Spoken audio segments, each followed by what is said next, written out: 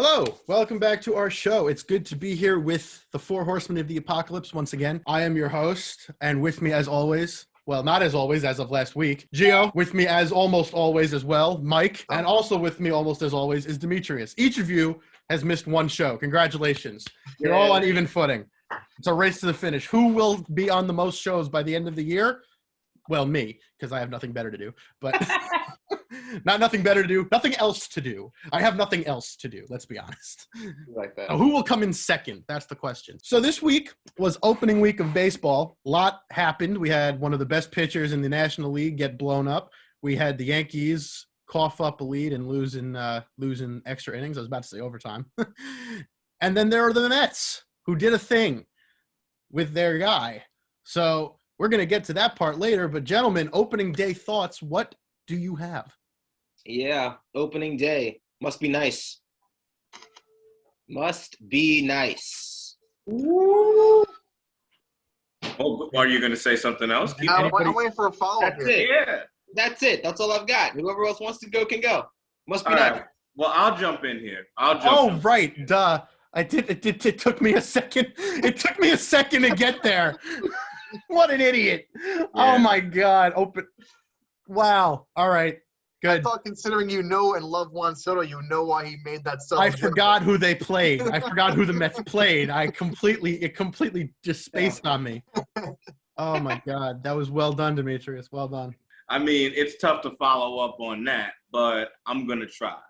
And where I'm going to go with this is to the National League West. The Padres are going to be in a lot of shootouts, y'all. Padres are going to be in a lot of shootouts. And the reason why I say that is you saw how Yu Darvish not only got beat up throughout that whole game, throughout those whole 4+ innings that he threw. Now, granted, it was 4 earned runs. At the end of the day, him combined with the bullpen, man, they lucky they was playing the Diamondbacks. Let's just say that, okay? We don't even mention the Diamondbacks. Haven't for a long time. They shouldn't have let go of Paul Goldschmidt, but we're going to talk about that another day. All right. I know you agree with me on that, Mr. AJ. Back to the Padres. You go back out a little bit better, and Blake Snell, magnificent. I think that we all agree that he has the chance to win the National League Cy Young this year. He has a chance. At the end of the day, you still need 4 runs in order to maintain and ultimately secure your lead. I see this rotation as very top-heavy. I think that Blake Snell is going to have to put a lot on his back because you never know at this time what you're going to get from Yu Darvish, up and down, one of the biggest stars in the league that's like that. And so that's my opening day thoughts. The Padres, I like what I seeing offensively. I think it's going to have to carry them throughout the majority of this season. My early thoughts are, we mentioned a while ago when we first restarted the podcast about the NL Central not really being that interesting. There's no certain team that stands out, maybe the Cardinals. But after this week, it is going to be a battle for that division. And I was mentioning to Adam before we actually started the show that the Cardinals and Reds got into a benches clearing altercation not even that long ago today. Already? And yeah, already. And to add on to that, we also have to mention for the Pirates, there's some promise there. And I'm not just saying that in the terms that they can possibly get Jack Leiter or Kumar Rocker with the first overall pick this year. But Ke'Bryan Hayes continues to show he's got legitimate MLB power. He had a home run in his first at-bat this season. He did leave the game today with a wrist injury, but doesn't look too serious. And you still have a lot of teams that are going to, destroy each other for this, division spot. And it's going to be really interesting to see the younger guys in this division also take that next step into becoming an all-star, including Devin Williams, who I expect to be better than Josh Hader at some point this season. All right. Well, my opening day thoughts, I got a bunch here. First of all, in a fantasy perspective, because this is about probably as close as I'll ever get to beating Mike Edwards, I'm only down 15. I had lost 12 of my 28 picks. I'm only down 15 points against the guy who had 2 first-rounders, 2 thirds, 2 sevenths. I can't believe how close I am. This is benching Zach Wheeler because of that offense, it was a big mistake. I'm not going to lie to you. You benched Zach Wheeler? Yeah. Yeah. That might be the reason why you lose, man. Yeah. Well, no, because this from a fantasy perspective, but also a real perspective. It's a nice little segue here. I have Adam Wainwright, who had a great year last year, even though it was a shortened season, but got blowed up today to the tune of, 6 runs in 2 innings. And then I have Luis Castillo, who got blowed up 2 days ago to the tune of 6 runs in 3 innings, or 8 runs, but 6 earned, because Eugenio Suarez can't field shortstop. One of the best pitchers in the National League, and we'll get to this with Gio later, one of the highest value trade targets in baseball right now is Luis Castillo. Not only did he really have a really bad outing, he complained of arm soreness after he got pulled. The dreaded 2 words. Oh no. It's awful. I feel really bad. I mean, for me on a fantasy level, but for this guy who was honestly projected to be one of the highest paid pitchers because of how he's been playing so far in his career, he was going to have be a trade target, but even if he wasn't, he was going to get paid in free agency. And now he's got, as Gio said, those dreaded 2 words, arm soreness. It's like when you have a laptop and you get the blue screen of death. You have to take it to the shop. You got to figure out what's going on under the hood. Other than that, a pretty interesting couple of days. Garrett Cole had his first non-win on opening day in a couple of years. And the Blue Jays won. And I wear it today with a little pride for my Roy Halladay that I'm currently wearing. You had the Rays not screw up entirely on a sourer note. I'm looking real stupid right about now for this. I'm looking real dumb. It's looking like a real outlandish claim the way they're playing against Houston. It's only the first couple games. It is. Absolutely. That's why I'm not overreacting. But at the same time, who are the A's playing right now in opening weekend?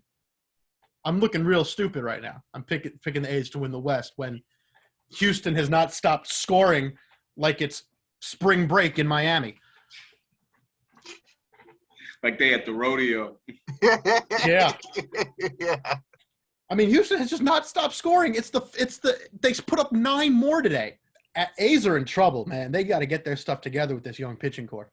Houston's tapping the 8th, pitching like an oil rig. Or like a trash can. Verlander, they lost Cole. I mean, Greinke is amazing. We all know that, but still, like, what is happening? And now, before we end this particular show, I want weekly projections from you guys, as we discussed. So whatever that means, for you it means the Yankees will win all 6 this week, that's your projections. That's fine. It could mean Judge will strike out 25 times.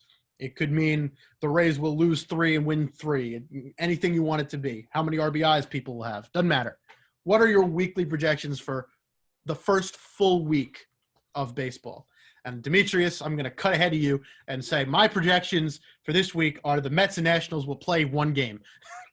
I'll take it. You got me. I'm going to take it a step further and say Francisco Lindor, within his first 10 at-bats, has about 6 to 7 hits. And the reason why I think that, and that's an outlandish claim, I think this guy's motivated, man. You know, you got all the rebranding of the Mets focusing around Lindor. Everybody's anxious to get the season started, as you talked about, with the postponement with the National Series. Even with the limited fan capacity that I believe is going to be eventually in New York. When he comes to town, that place is going to be as rocking as it possibly can be during that time.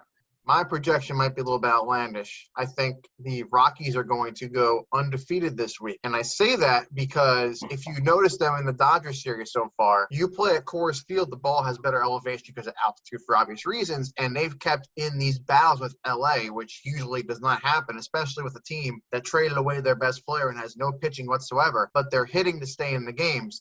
And I say this because this week they are facing the Diamondbacks at Coors Field, and then they're going to San Francisco. San Francisco is a decent team, but I think the Rockies always seem to have a good first month every single season, and that momentum from this sweep of the Diamondbacks is going to carry into that weekend series against the Giants. For Adam's sake, and I can't believe I'm saying this, my prediction goes as such. The A's are going to take the series against the Astros as a wake-up call and win at least the next 3 games. He was bold when he said that, too. Yeah, he was. He said that with his chest. He's like, yeah, try me. Yeah.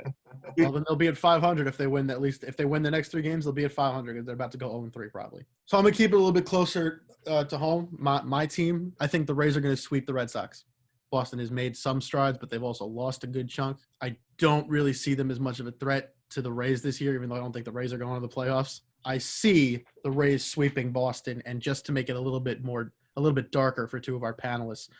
I say they win 2 out of 3 against the Yankees. Michael Wacha has actually had a fantastic spring ball season so far. He gets 1 game against the Yankees, and Ryan Yarbrough goes up against an elderly Corey Kluber. So in other words, it's Yarbrough pitching 5 2/3 to 6 innings, followed by the bullpen, which one of the best bullpens in all of baseball, going up against Corey Kluber, who Gio and Mike have not really been a fan of in his elderly age. Will they have Chapman back by then? Yeah, they should.